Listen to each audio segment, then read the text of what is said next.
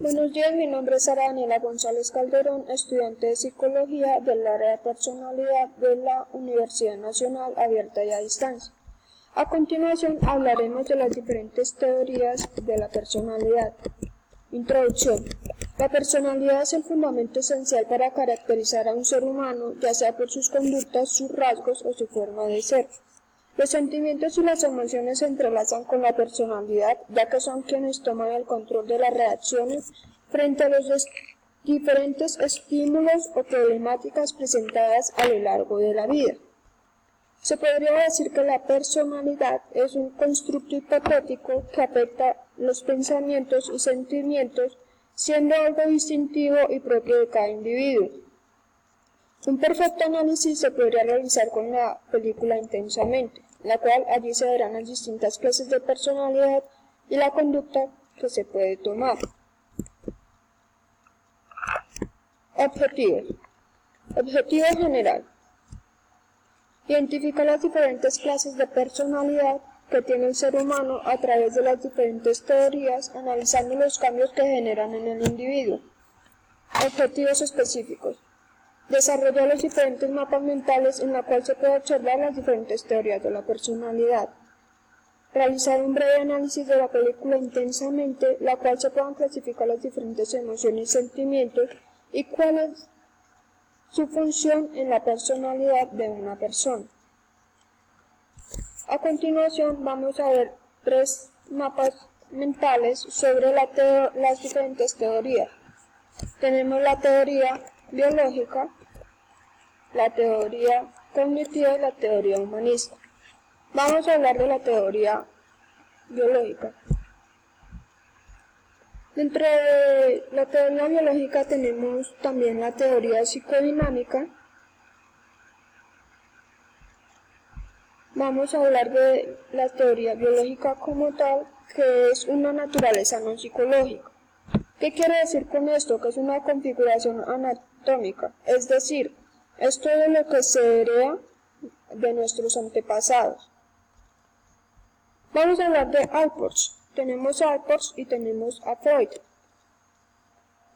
Alport nos dice que la personalidad es la integración de todos los rasgos y características que determinan una forma de comportarse.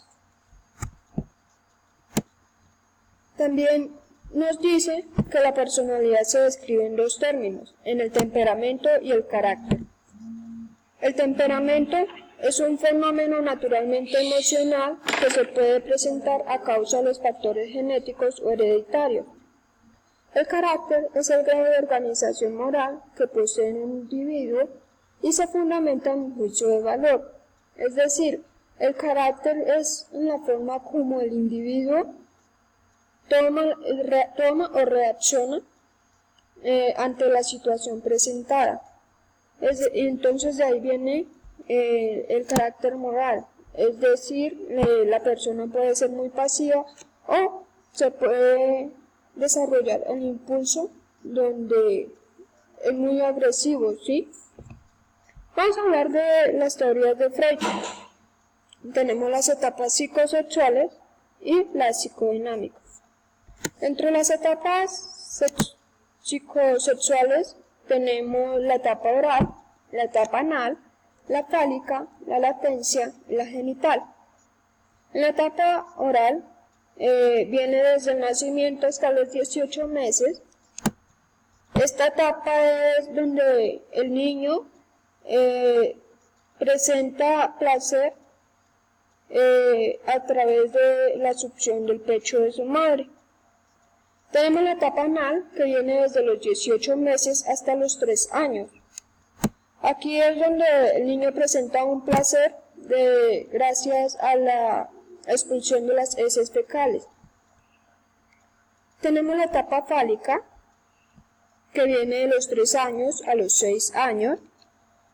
Los niños empiezan a describir sus genitales y se observa el complejo de Edipo y Electra. Aquí los niños empiezan a reaccionar ante sus genitales. Ellos dicen para qué sirve y cómo funciona. El complejo de Edipo y Electra es cuando el niño va más apegado, más directo hacia su madre y la niña hacia su padre. Aquí el niño empieza a coger rivalidad hacia su padre porque sabe que él piensa que le va a quitar a su madre y lo mismo pasa con la niña.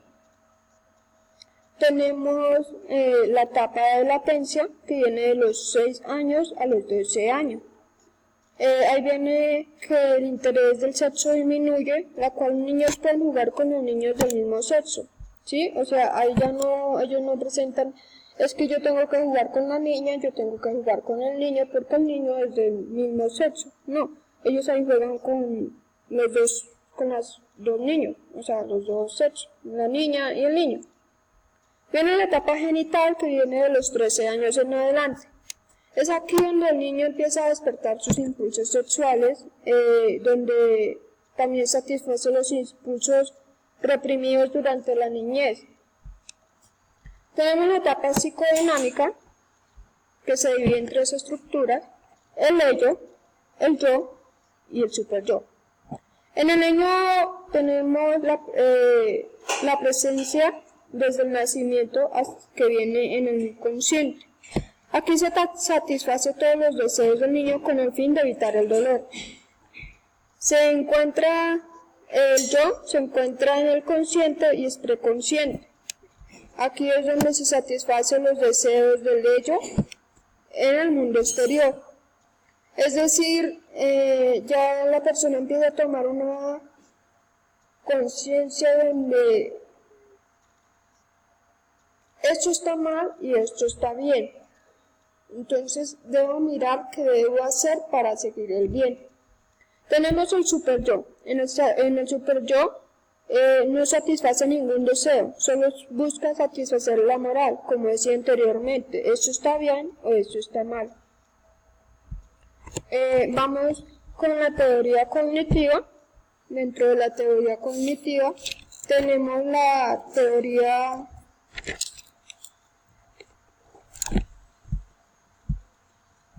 del aprendizaje.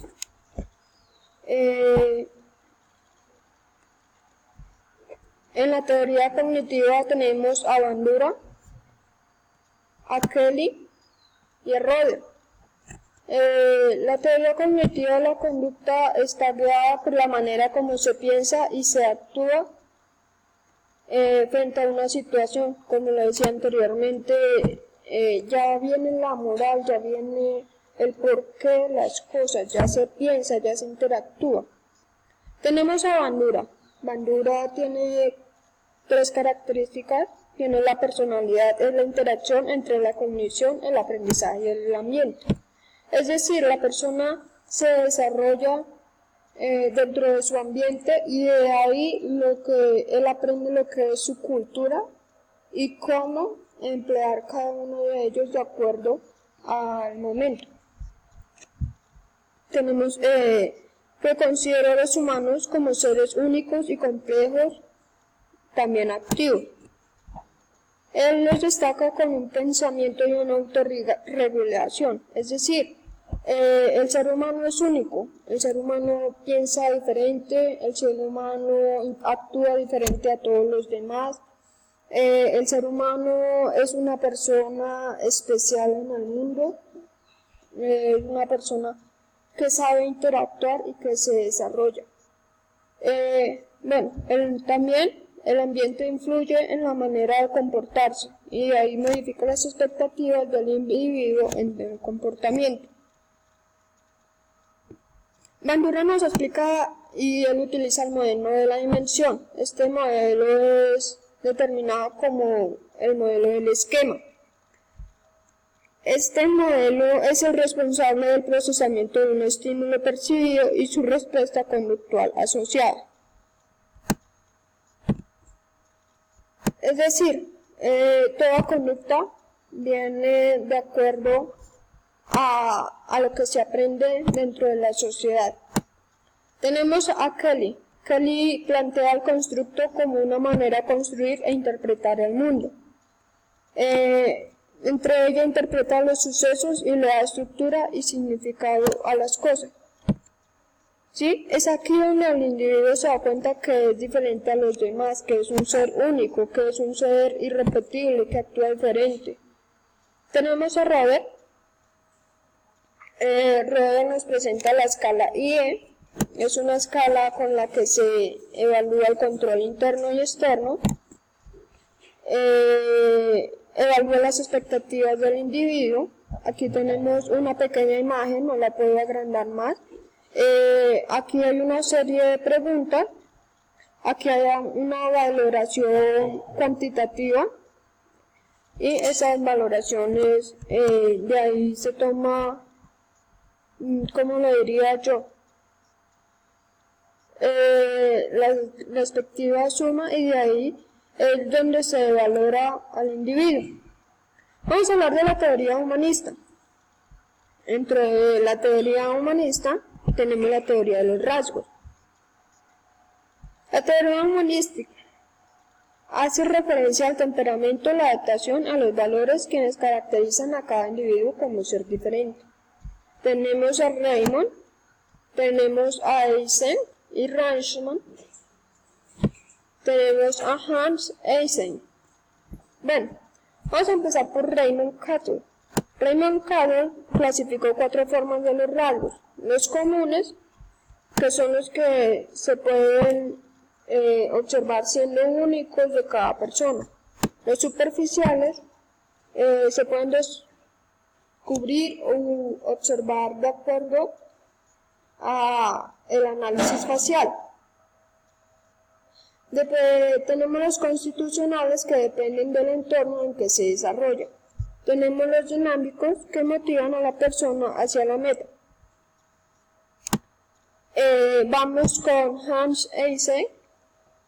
Él dice que es una organización estable del carácter, del temperamento y del intelecto del físico de la persona, en la cual permite la adaptación al ambiente. Es decir, que la emocionalidad es contraria a la estabilidad. Esta se divide en 3 etapas: la introversión, la extroversión y el neuroticismo. Tenemos a Eysenck y Ranchman. Ellos nos explican que, ellos utilizan la herramienta para evaluar al ser humano. Es decir, ellos utilizan la herramienta 16PF o la MMPI. Es decir, esta es un test donde se evalúan las características de la personalidad.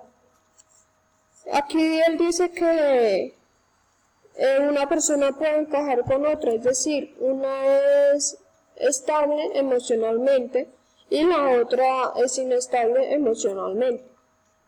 Esto es debido a los sentimientos y las emociones, ¿sí? Es decir, uno siente cuando la otra no actúa de forma y sus emociones actúan. En cambio, a la otra persona como que le da igual todo, ¿sí?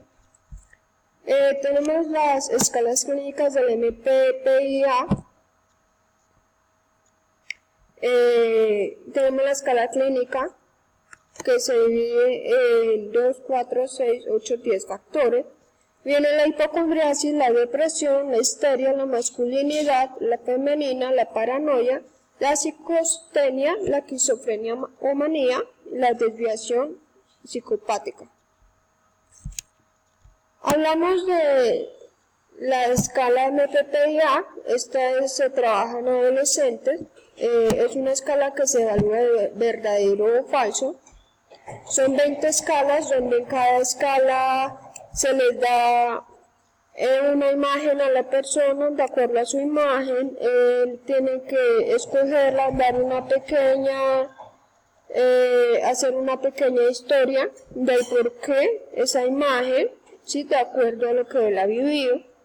Y él mismo realizará un dibujo de lo que siente y cómo se quiere expresar. Estas son las 6 teorías. Son 3 teorías.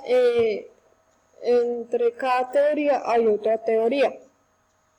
Muchas gracias por la atención.